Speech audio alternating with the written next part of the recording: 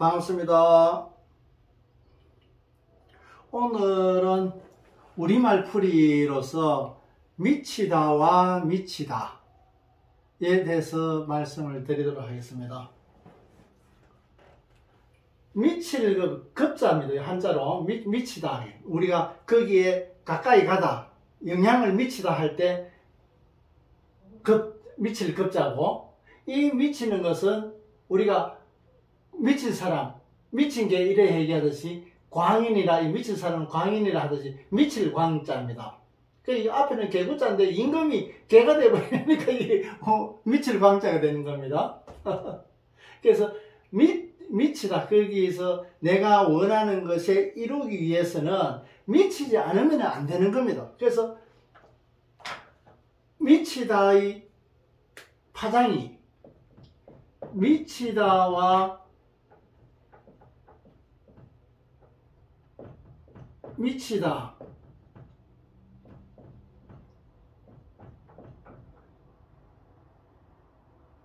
같은 발음으로서 가지고 있기 때문에 파장이 같습니다.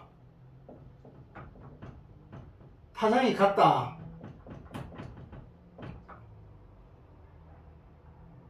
의미는 전혀 다릅니다. 의미는 미칠급자와 미칠광자는 전혀 다른 의미인데도 불구하고 한글이 발음이 같다는 것은 파장이 같다. 왜? 내가 미칠 정도로 되지 않으면 거기에 미칠 수 없다 이 말이지. 미칠 정도 돼야 된다 말이지. 개처럼 이렇게 된 것이 아니라 완전히 거기에 빠져가지고 다른 것은 안 보이고 오직 그것만 보이는 정도로, 결국에는 그것은 수련과 같은 겁니다. 수련. 한 통로만 열어놓고, 내가 필요로 하는 통로만 열어놓고 오직 그쪽으로 몰두하는 겁니다.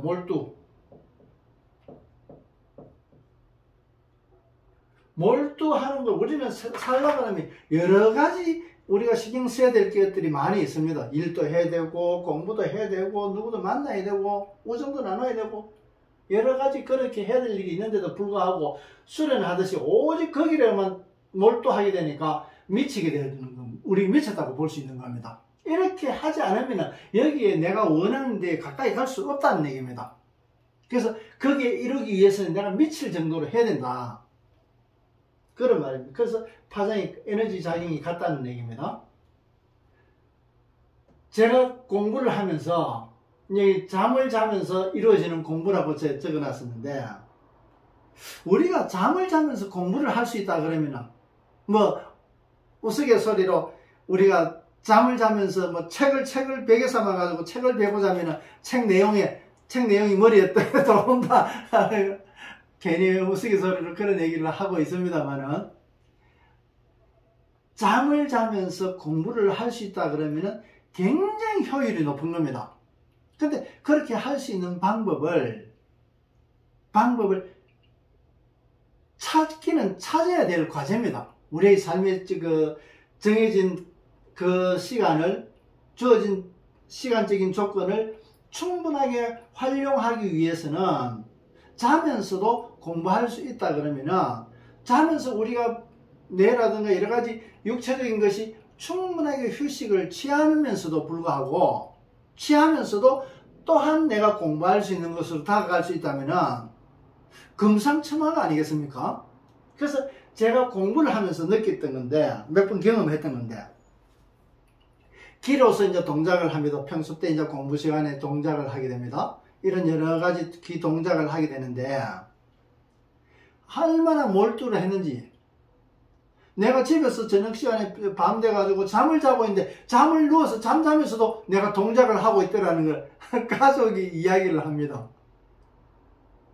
나도 모르는 사이에 내 의식이 전혀 작용되지 않는 수면 시간에 동작을 공부하고 있더라. 몇 번이나 그랬다 그래요? 그거는 내가 잠자면서 의식이 없었기 때문에 알지 못했던 겁니다. 또 한참 공부가 진행되고 나서 또 호흡을 제가 이제 혼자서 공부를 했던 겁니다. 수련하듯이.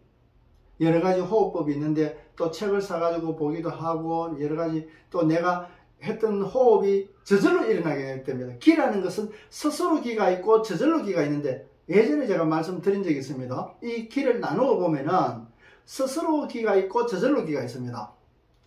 저절로 기는 세로축으로서 작용하는 거고 스스로축은 가로축으로서 작용을 하게 되는 겁니다. 그래서 세로축과 가로축의 관계로 나누어질 수 있는데 그래서 의도된 스스로축보다는 내가 의도하지 않은 저절로 이것이 이렇게 나올는지 또 이렇게 나올는지 이것은 내가 맡겨놓으면 그 흐름대로 그대로 가게 되는 겁니다. 내가 의지로 이렇게 움직여야 되겠다. 예를 들어서 우리가 운동 체조처럼 1번 뭐 팔다리 운동 시작하듯이 일률성을 가지고 하는 것이 아니라 스스로 그것은 팔다리 운동 이래 나가는 것은 스스로 의지를 가지고 하는 것입니다. 그것이 아닌 저절로 일어나는 그 기운은 같이 한다 그래도 같이 나오지 않습니다. 그것은 각각 다르게 나오게 되는데 이 동작에 의해서 일어나게 되는데 그 호흡도 마찬가지입니다.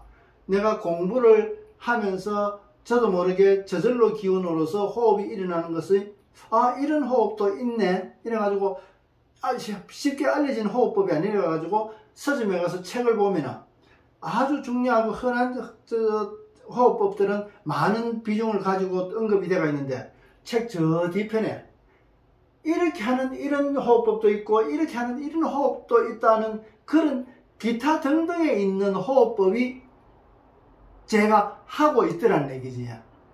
저는 그런 호흡법이 있는 줄도 모르고 먼저 호흡을 하고 그것을 문헌이 어떻게 있는가 싶어서 찾아가 보니까 그렇게 있더란 말이지. 우리가 정상적으로 공부라는 걸 의식을 가지고 해나가서 내가 알게 되는 건데 전에 도라는 것을 말씀드릴 때 학과 도의 관계에서 도는 되다는 것을 의미를 두면서 먼저 되고 나서 학으로서 이루어지는 것이다. 학은 배우고 나서 이루게 되게 하는 것이고 도는 먼저 되게 해놓고 알게 되는 것이다.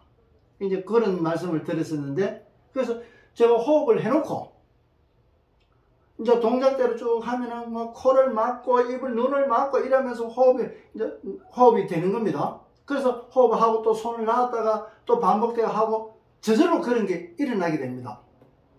그런데 그런 것들이 우리 속에 우리가 오랜 세월 동안에 살아오면서 그 유전자로 계속 받아가지고 이번 생에서 태어났는데 그 내면에 그런 정보가 없다면은 그런 정보가 일어날 수가 없겠지. 그런 정보가 있기 때문에 다만 내가 머리로서 인식하지 못했을 뿐이지. 그래서 우리 속의 내면에 그런 정보가 있기 때문에 저절로라는 것이 작용하게 되는 겁니다. 그래서 여러 호흡법을 하게 됐던 겁니다. 그런데 그런 호흡법을 하고 이제 계속 하기도 하고 이래 여러 호흡법을 이제 수련도 하고 이래 했었는데 언젠가는 잠을 자면서 이제 아침에 새벽에 눈을 뜹니다.